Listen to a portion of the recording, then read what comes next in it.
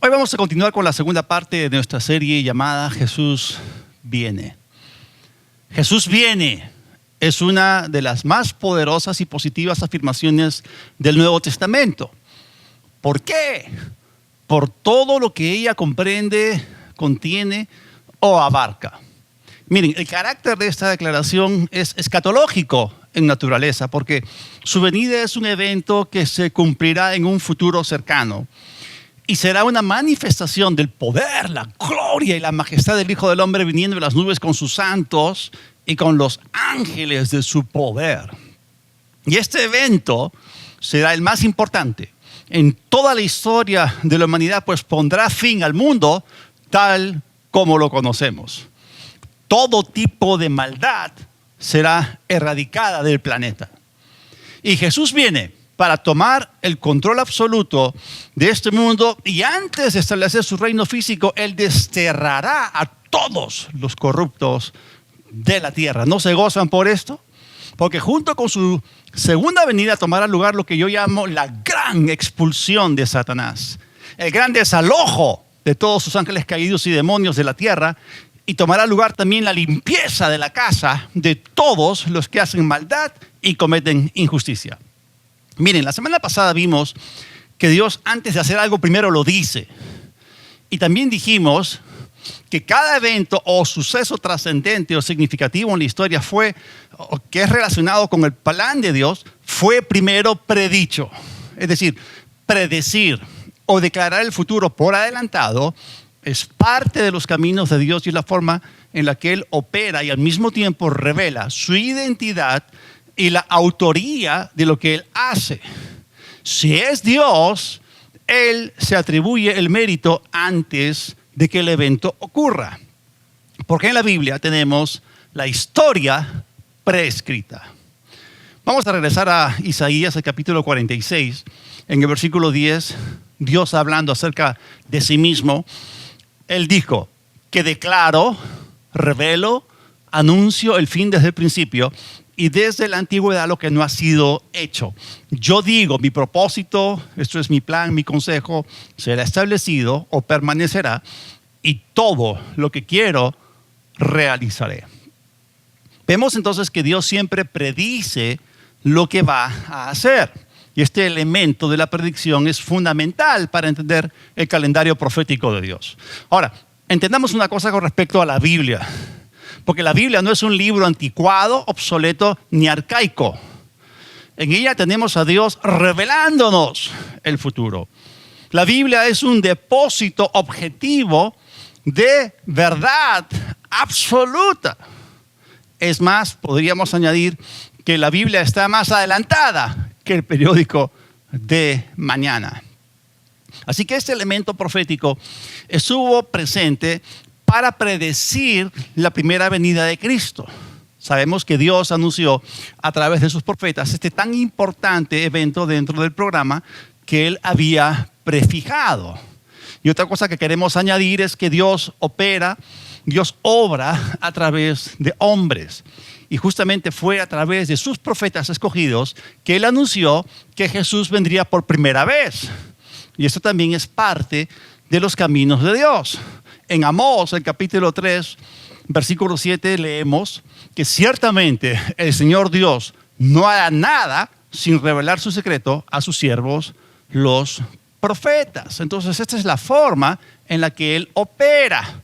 Es la forma en la que sus planes, designios y propósitos y voluntad se cumplen en la tierra. Y como Él es fiel, entonces sabemos que lo que está escrito es una prueba irrefutable de que esos eventos ocurrirán.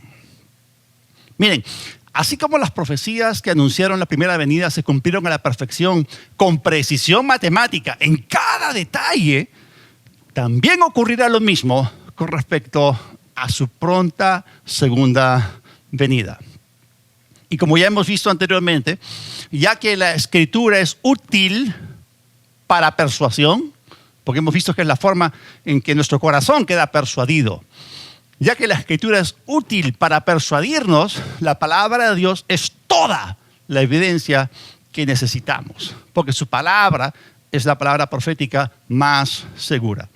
Ahora, Debido a que existe aún confusión en algunas personas al respecto, he considerado necesario explicar el porqué o el propósito de ambas venidas de Cristo. Esto va a ser aclarador. Esto va a ser de una manera muy buena para que pueda ayudarles desde el punto de vista instructivo. Miren, la primera venida de Cristo fue para resolver un problema en el ámbito espiritual y establecer el reino de Dios en la tierra en el espíritu. Y explico por qué. O sea, debido a la caída de Adán, Satanás usurpó el lugar que solamente le correspondía al hombre y se convirtió a través, por supuesto, del expreso consentimiento humano en el príncipe de este mundo, en el Dios de este siglo o sistema social mundial de tinieblas. Entonces vemos la condición del hombre en aquel estado. El hombre quedó como criatura caída, quedó separado de Dios, y la Biblia llama a esto muerte espiritual. El hombre quedó muerto espiritualmente y, por supuesto, bajo el dominio del diablo, formando ahora parte de su reino y familia.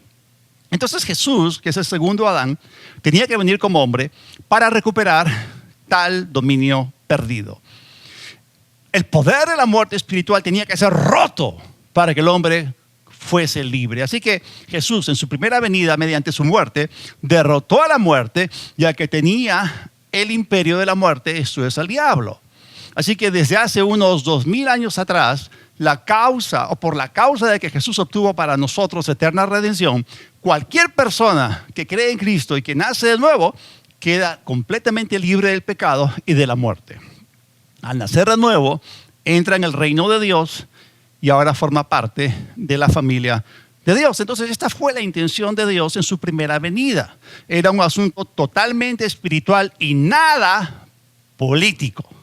En aquellos días hubo gente que pensaba que Jesús era un caudillo, un líder político que iba a libertarlos de la esclavitud de Roma. Y por eso el enfoque de la iglesia debe ser, durante la era de la iglesia, que las personas sean salvas, nazcan de nuevo y crezcan espiritualmente, llegando a conocer la verdad de la palabra. Aquí no hay nada político de por medio. Eso con respecto a la primera venida. Ahora, la segunda venida no tendrá nada que ver con el asunto del pecado. Jesús ya trató con eso. Jesús ya pagó por él.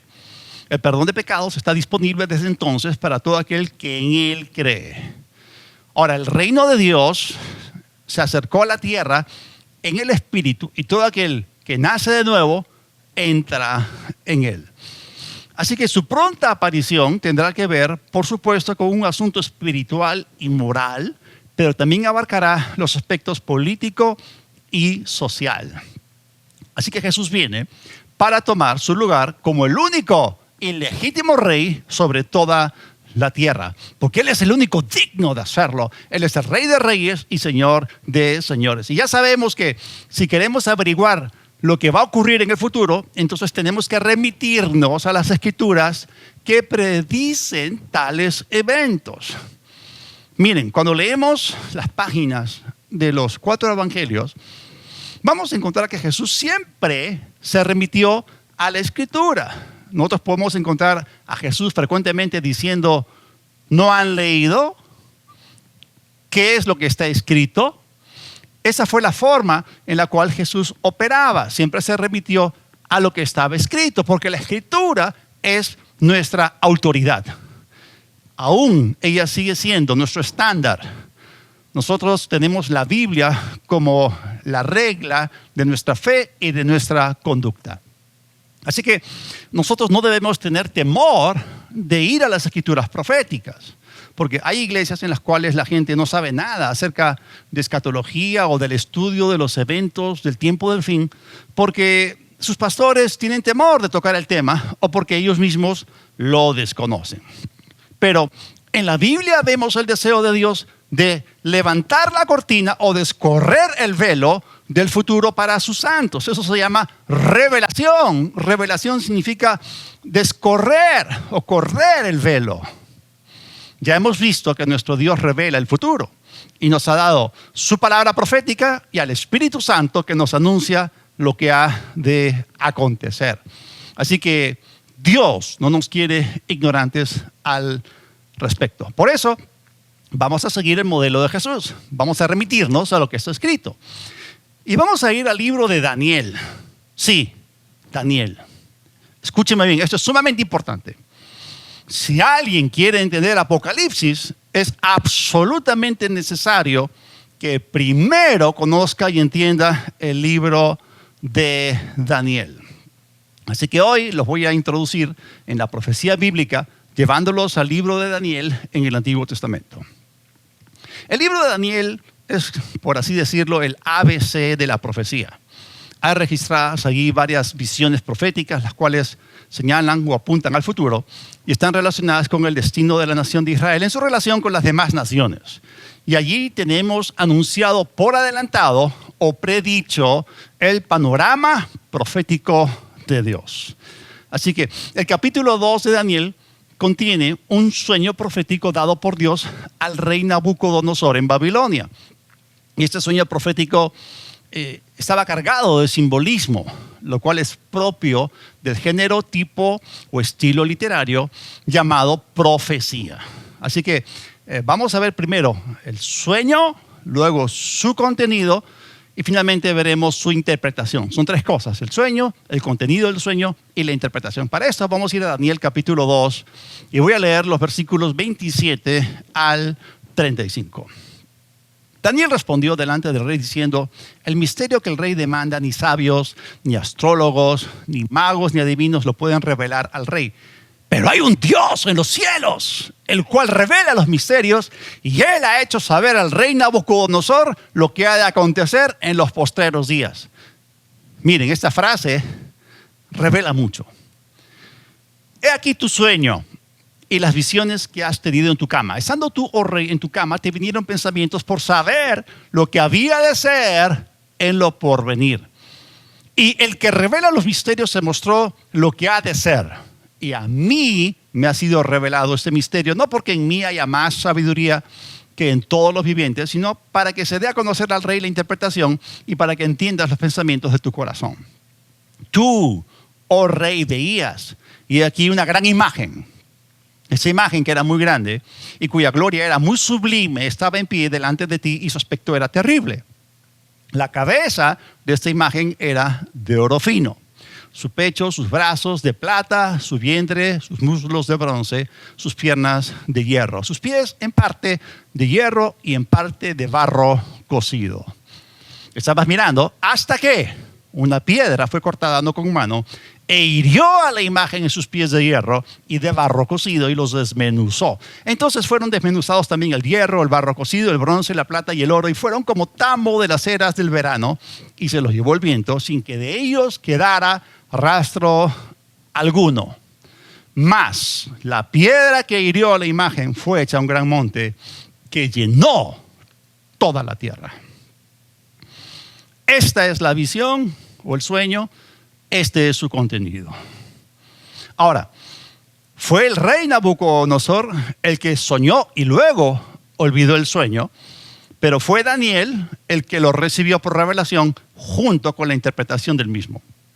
Gracias a Dios que había allí un hombre que podía recibir aquella información directamente del cielo. Solo un poder sobrenatural podía resolver el asunto del sueño olvidado. Como ya Daniel lo afirmó, hay un Dios en los cielos, el cual revela los secretos, los misterios, lo oculto, lo profundo y lo escondido.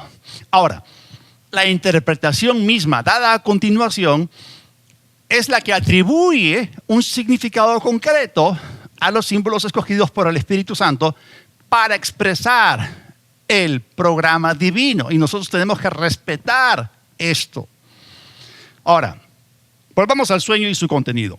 Allí se habla de una estatua y de una piedra. Y la estatua estaba compuesta de diversos materiales y es escrita desde arriba hacia abajo. Y lo que tenemos ahí expresado de manera simbólica es el bosquejo de Dios de la historia de una serie de imperios, empezando desde Babilonia en los días de Daniel y extendiéndose hasta la segunda venida de Cristo. Ahora, hay algo tremendo acá. Este sueño revela una cronología. La cronología que comprende este sueño abarca desde el año 606 a.C. hasta la segunda venida del Señor a la tierra. Es interesante notar que esta predicción fue hecha inclusive varios siglos antes que Jesús viniera por primera vez. Y ya se estaba hablando de la segunda venida.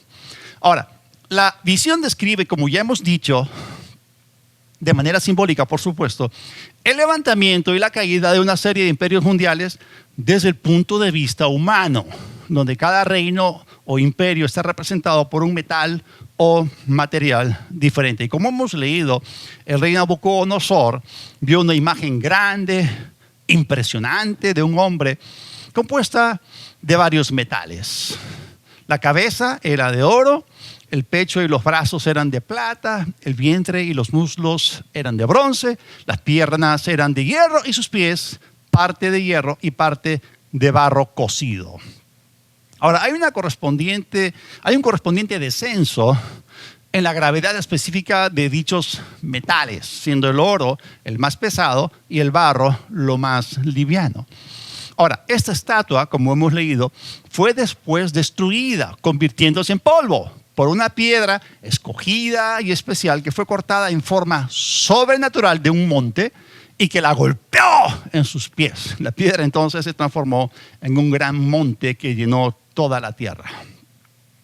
Vamos a ver ahora la interpretación del sueño, porque la interpretación la dio Dios mismo a través del Espíritu Santo al profeta Daniel. Así que regresemos a Daniel 2, los versículos 36 al 45. Este es el sueño. También la interpretación de él diremos en presencia del rey. Tú, oh rey, eres rey de reyes, porque el Dios del cielo te ha dado reino, poder, fuerza y majestad. Y donde quiera que habitan hijos de hombres, bestias del campo y aves del cielo, él los ha entregado en tu mano y te ha dado el dominio sobre todo. Tú eres aquella cabeza de oro. Y aquí estamos viendo el lenguaje metafórico. Y después de ti se levantará otro reino. Y si dice otro reino, entonces lo anterior era un reino.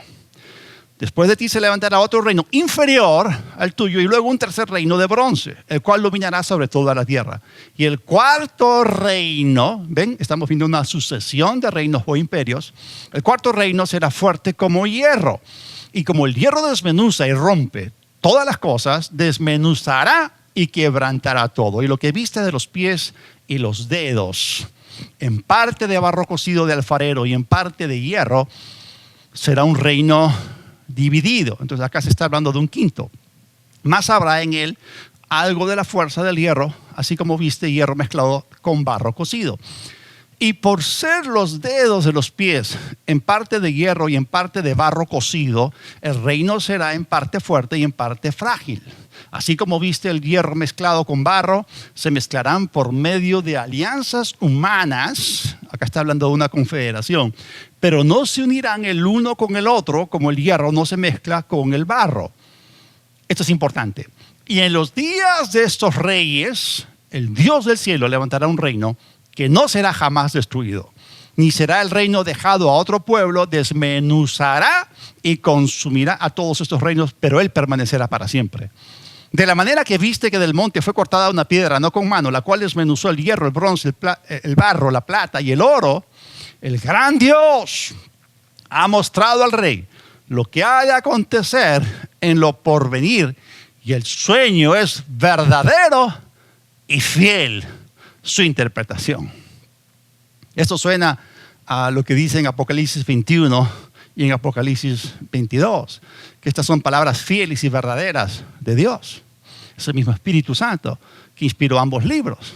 Ahora, en ese sueño profético, Dios estaba prediciendo el futuro.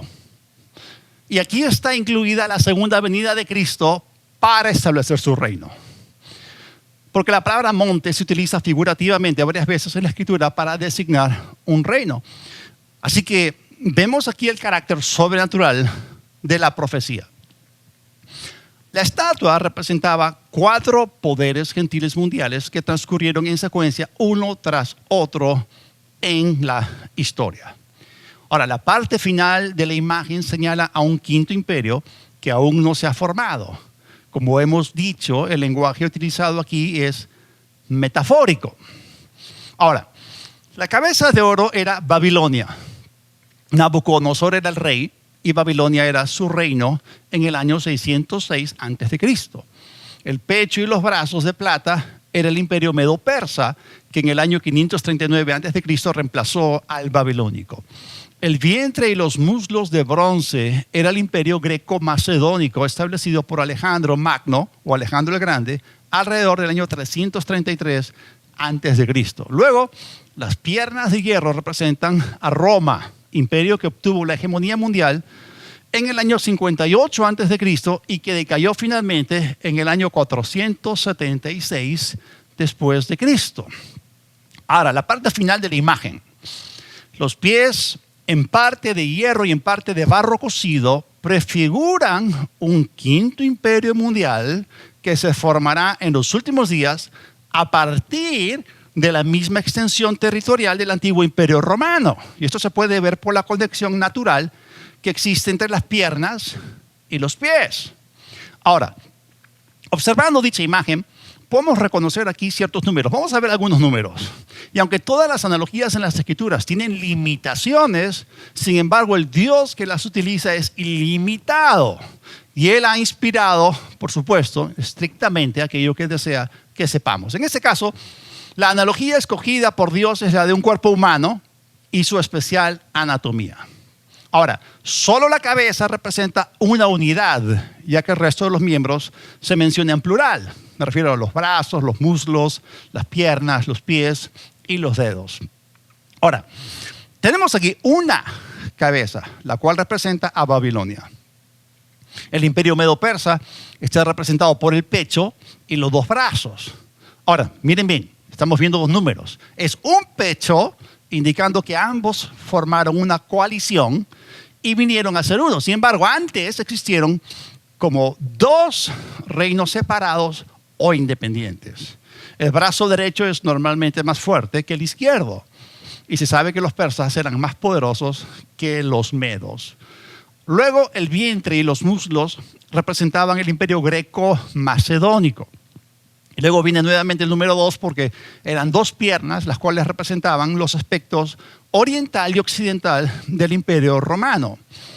Ahora, el significado de las dos piernas es geográfico con respecto a Roma y geopolítico con respecto a la influencia que ejercerá el siguiente o el quinto imperio en los días finales de la historia. Y todo termina en dos pies, lo cual también representa al oriente y al occidente. Y estos dos pies, por supuesto, tienen 10 dedos, los cuales son los reyes o presidentes de 10 naciones independientes que surgirán de dicha extensión territorial del Imperio Romano y que formarán entre sí una confederación o coalición en un futuro próximo en los días previos a la segunda venida de Cristo. Ahora, esto que está representado por los dos pies con 10 dedos será un quinto imperio conforme a lo que estamos viendo en esta visión. Los 4 primeros se levantaron y cayeron. El quinto aún no ha aparecido, pero aquí vemos que también caerá y su caída será por la segunda venida de Cristo. Porque será en los días de esos reyes que aquella piedra cortada no con mano humana golpeará a la imagen en sus pies y causará que la estatua se desplome sin dejar ningún rastro de dichos imperios. Pero la piedra misma se convertirá en un reino que llenará toda la tierra y que permanecerá para siempre. Y nada más ni nada menos que es el reino mesiánico de Cristo por 1000 años. Ahora, volviendo a lo que está registrado en Daniel capítulo 2, hasta el momento de la caída de la piedra, la estatua ocupaba el centro de interés. Pero ahora es la piedra que fue hecha un gran monte y que llena toda la tierra, la que se convierte en prominente. Así que en el tiempo del último de estos poderes mundiales, el Dios del cielo va a hacer añicos a todos los reinos del mundo por medio de su piedra, que es el Señor Jesucristo en su segunda venida, y establecerá un reino eterno.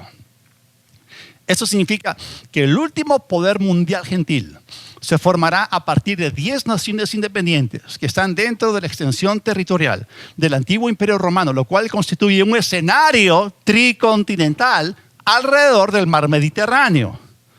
Me refiero a naciones de Europa, Asia y África. Y este imperio resultante de la confederación de dichas naciones aparecerá en el escenario mundial justo antes que se inicie lo que la Biblia llama el periodo de la tribulación. Ahora, recordemos que la descripción de la gran imagen es desde arriba hacia abajo, de cabeza a los pies. Escúchenme bien. Conforme uno desciende en la imagen, avanza en el tiempo. Porque recuerden que este sueño está revelando una cronología. Aquí, desde el punto de vista cronológico, descender es avanzar en el tiempo. Es decir, si tú bajas desde la cabeza y te diriges hacia los pies, estás avanzando en la línea de tiempo de la historia.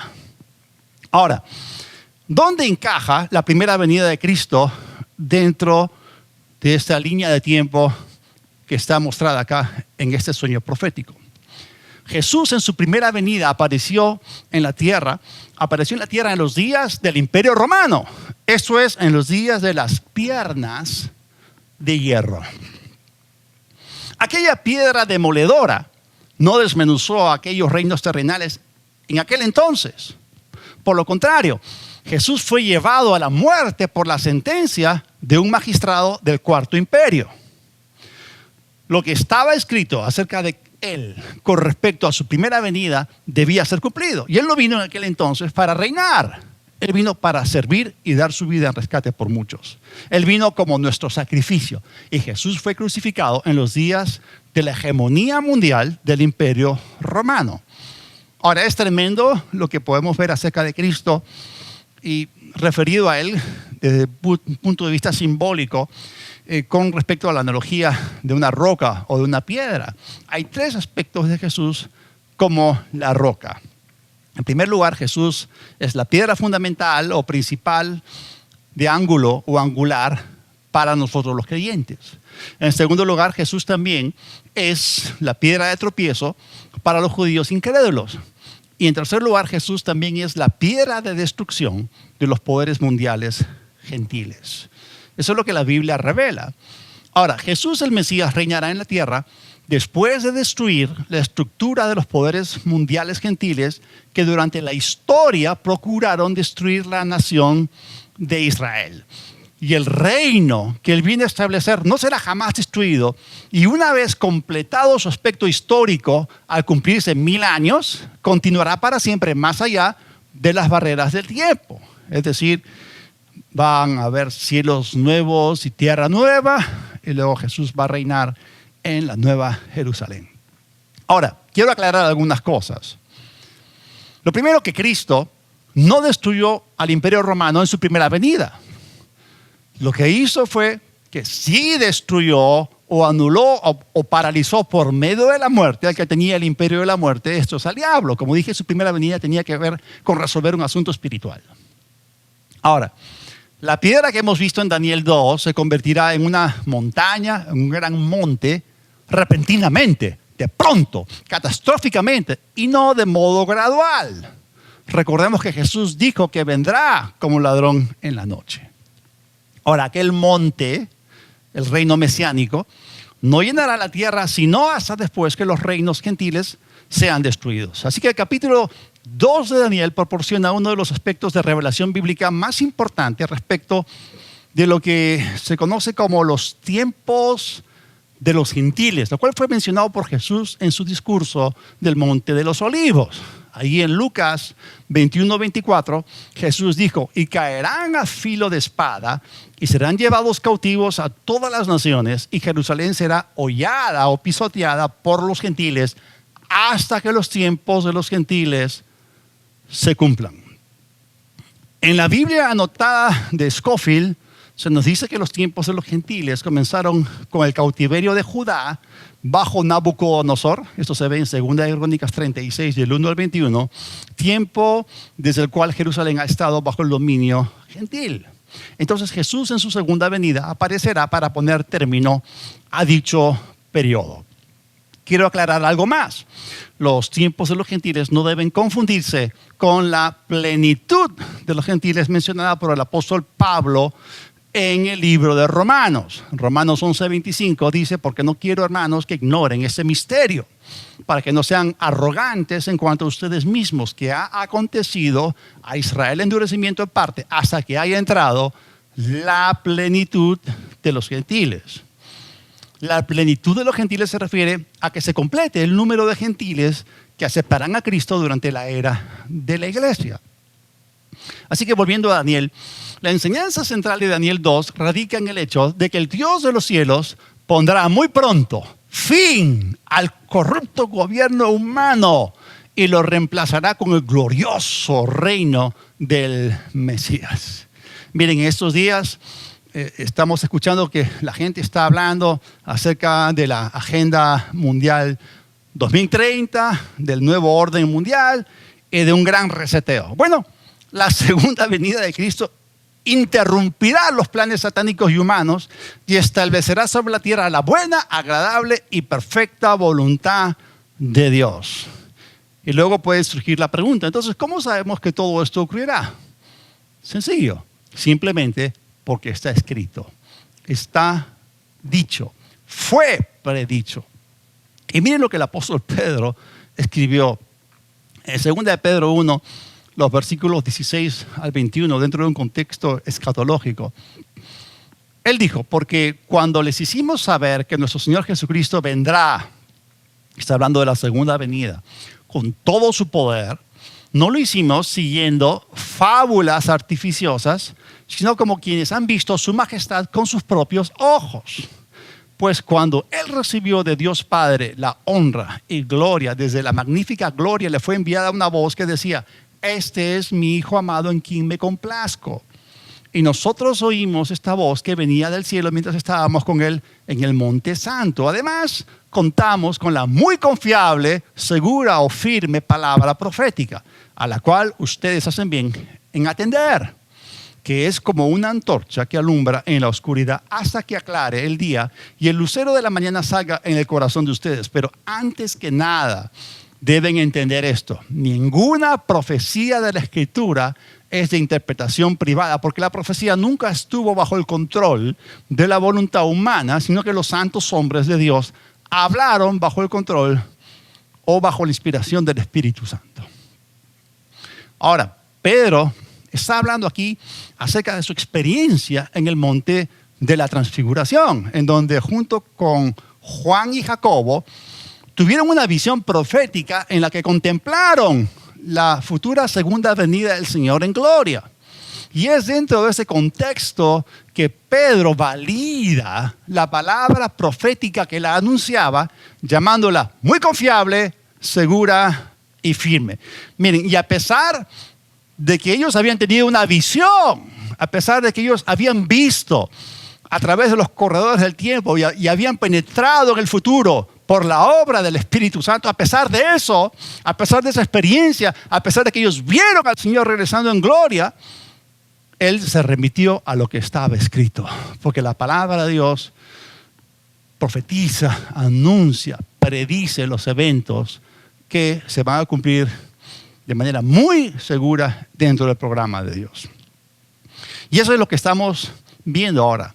Eso es lo que hemos estado contemplando al estudiar Daniel 2, la predicción de la segunda venida de Cristo y por supuesto el propósito de la misma.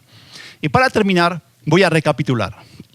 Hemos visto allí en Daniel 2 cómo a través del sueño de Nabucodonosor, Dios reveló a Daniel el curso del gobierno gentil en el mundo. Y además le reveló que la destrucción del dominio gentil tendrá lugar mediante un acto sobrenatural.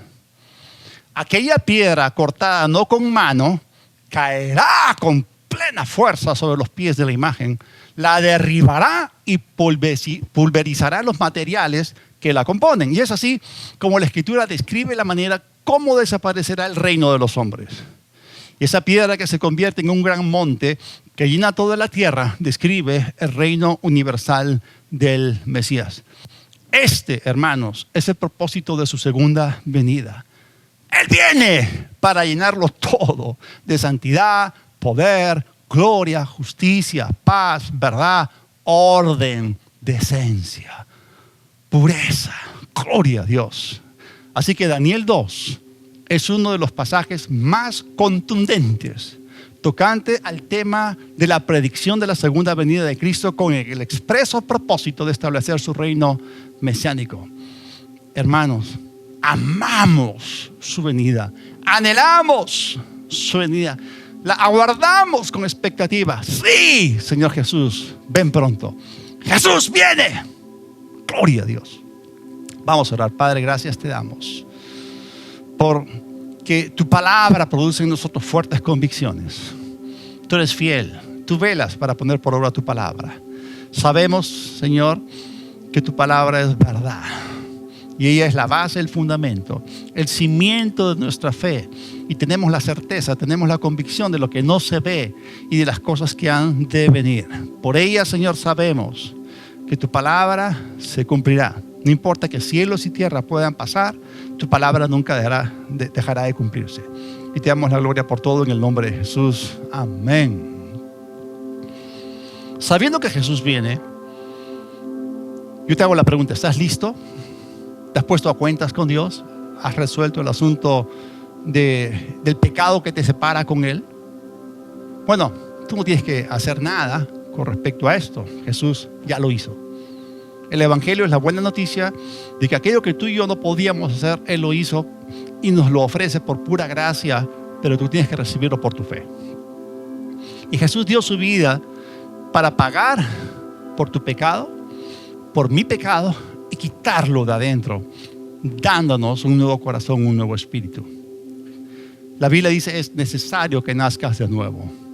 Y si tú quieres ahora recibir a Cristo y entrar en esta nueva vida que Él te ofrece, vida abundante, lo único que tienes que hacer es aceptar el regalo del cielo por medio de la fe. Así que quiero pedirte que cierres tus ojos, repite conmigo esta oración de todo corazón en voz alta. Ahí donde estás, repite conmigo: Dios del cielo, escuché tu palabra, deseo estar listo para formar parte de tu reino.